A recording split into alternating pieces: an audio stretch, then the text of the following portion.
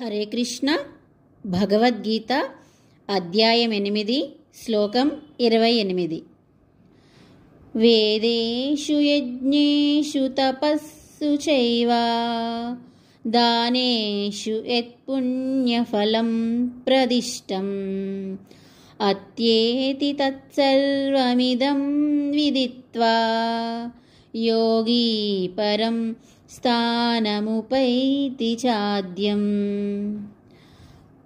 భక్తియుత సేవా మార్గమును చేపట్టిన వ్యక్తి వేదాధ్యాయమును ద్వారా, యజ్ఞ నిర్వహణ ద్వారా, తపస్సు చేయడం ద్వారా, దానము ఇవ్వడం ద్వారా, తాత్విక కర్మలు కామ్యకర్మలు చేయడం ద్వారా కలిగే ఫలాలు లేనివాడు కాబోడు.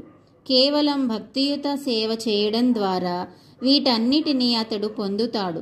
చివరకు నిత్యమైన పరంధామమును చేరుకుంటాడు. హరే కృష్ణ.